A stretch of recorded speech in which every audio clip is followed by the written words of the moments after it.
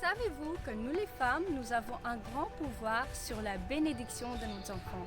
Savoir quand et comment bénir nos enfants, c'est un des plus principaux rôles dans notre vie. Dans le livre de Juges, chapitre 13, le Seigneur nous enseigne comment on peut bénir nos enfants, mais quand la bénédiction, elle commence. Et oui, je vous parle à vous les jeunes femmes, car oui, savez-vous qu'on peut épargner une grande bénédiction pour nos enfants depuis notre jeunesse, par l'obéissance, par la crainte, par l'amour, pour toutes les offrandes qu'on fait pour le Seigneur, ça épargne une grande bénédiction pour nos enfants. Lisons ensemble. Dans le livre de Juges, chapitre 13, verset 3, l'ange de l'Éternel apparut à la mère de Samson et il disait: « Voici, tu es stérile et tu n'as point d'enfant. Tu deviendras enceinte et tu enfanteras un fils. Maintenant prends bien garde et ne bois ni vin ni liqueur forte et ne mange rien d'impur, car tu vas devenir enceinte et tu enfanteras un fils.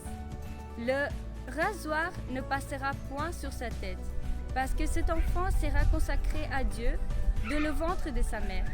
Et ça sera lui qui commencera à délivrer Israël de la main des Philistins. » Amen. Dans le verset 3 et verset 5, il y a marqué 2 fois la même chose, qu'elle n'était pas encore enceinte, mais qu'elle devrait être enceinte. Oui, je vous parle à vous les jeunes femmes, que vous n'avez pas encore de bébé dans le ventre. Vous pouvez déjà épargner cette bénédiction, car dans le verset 4, l'ange de l'Éternel, il instruit comment elle peut épargner la bénédiction pour son enfant. Un autre exemple que j'ai pour vous, c'est une maman qui est enceinte. Quand elle mange bien, elle se repose bien, le bébé il sera en bonne santé et il sera bien costaud. La même chose se passe en esprit. Quand une maman, elle prie beaucoup, elle a une grande crainte envers le Seigneur, sa obéissance est au maximum et ses offrandes, ils sont là pour le Seigneur, le bébé, il sera en bonne santé aussi en esprit.